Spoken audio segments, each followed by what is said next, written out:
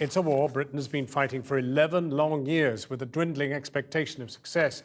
This week, Channel 4 News throws the spotlight on the conflict in Afghanistan, a war that already seems lost in the public consciousness. In the first of two reports on Britain's lost war, we hear from the families of 3 soldiers who died in Afghanistan. They say the Ministry of Defence breached its duty of care by sending their sons to war in poorly protected vehicles.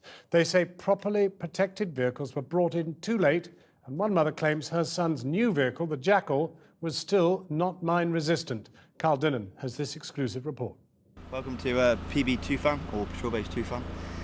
It's the 27th today. Today's the day of the Shura. Sergeant Chris Reed recorded this video just a few weeks before he was killed on New Year's Day 2009. I'll quickly show you the PB, just so you got some idea of what I'm up against. Okay, down there in the corner you got the A&A floating around, A&A vehicle outside, cruising around like normal. One of the mortar pits, some of the vehicles we got. Sergeant Reed was travelling in one of those vehicles, a Land Rover R Wimick, when it was blown apart by an IED. Here is another of his videos showing the Land Rover R Wimicks, light mobile patrol vehicles which can easily cross rough ground. But by 2009, Afghanistan was an IED war. First time! Chris's father says the MOD told him later that the R Wimick had a good level of protection with blast-proof matting and a blast-proof plate beneath it. The blast-proof matting, basically, it's for like small arms fire and splinters. It's never any protection against blast. As to the actual blast-proof plate you're talking about underneath the vehicle, it's just basically a glorified sump guard. In fact, at one stage, my son actually sent an email back to me saying that they had ripped it off at one stage, going over a large rock. Yeah, if you can rip it off underneath a large rock, then it's not going to do anything at all against blast protection. In fact, Channel 4 News has learned that the MOD already knew about the frailties of the Wimick.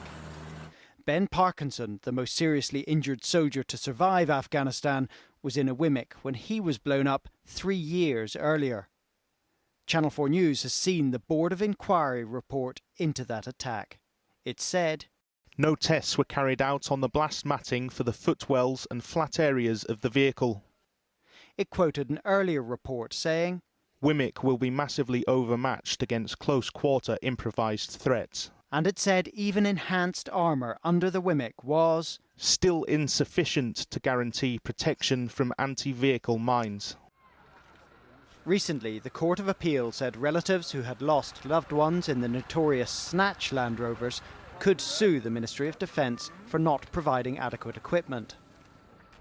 Since that judgment, Channel 4 News has spoken to the families of several men who died in Afghanistan in different vehicles, including one who died in a Jackal, one of the machines brought in to replace the Land Rovers. They too believe the Ministry of Defence has breached its duty of care to their children by sending them to war in poorly protected vehicles. Marine Neil Dunstan died in 2008. He'd been travelling in one of the Land Rover Wimick's replacements, this vehicle, the Jackal. But Jackals are open-sided and do not have the optimum design for mine protection. The vehicles that were being used should have been mine-resistant.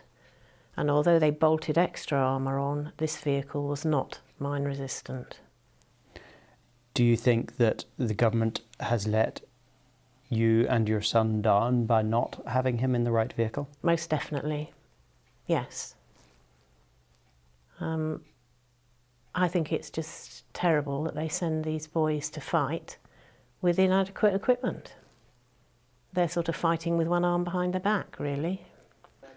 Trooper Jack Sadler died in 2007. He'd also been travelling in an open-top Land Rover. His father, Ian, a former soldier himself, has been investigating the protection provided by military vehicles. I want to see justice done. I mean, I'm not going to get any satisfaction out of this at all because Jack's dead. I mean, it's something that is there all the time. It's like having a piece of your psyche that's broken and it don't work anymore. It's horrible. It's there all the time. I want to see the people responsible for this punished. Ian Sadler used the Freedom of Information Act to obtain figures for the number of fatalities by vehicle. The number killed in Land Rovers peaked in 2006. When the deaths in the Land Rover replacements are added, that's protected patrol vehicles and jackals, the number actually continues to rise. That's in large part due to the significant number of men killed in the brand new jackals. The numbers drop off as more of the fully mine-protected vehicles become available and the US Marine Corps surges into Helmand Province. Jackals apart, the new generation of mine-protected vehicles are very effective. This Ridgeback hit an IED and only lost a wheel. No one was seriously hurt. The new vehicles have V-shaped hulls to deflect the blast away from the occupants. Ian says that technology, which is not new, was not applied to Afghanistan quickly enough. This war came up in Afghanistan. I think the British government thought that it needed to stand shoulder to shoulder with the Americans, as we should do. But they wanted to do it at the same time by keeping the purse strings tight. In a statement, the Ministry of Defence told us, "Our troops have access to a range of protected vehicles, including Mastiff, Ridgeback, Husky, Wolfhound, Jackal and Foxhound, giving commanders the ability to match the most appropriate available vehicle to specific tasks based on the assessment of the operational risk." Land Rovers are no longer regarded as safe for use outside NATO bases in Afghanistan. And 2 years after Neil Dunstan was killed, the Ministry of Defence placed an order for a better protected version of the Jackal. Carl Dinnan reporting.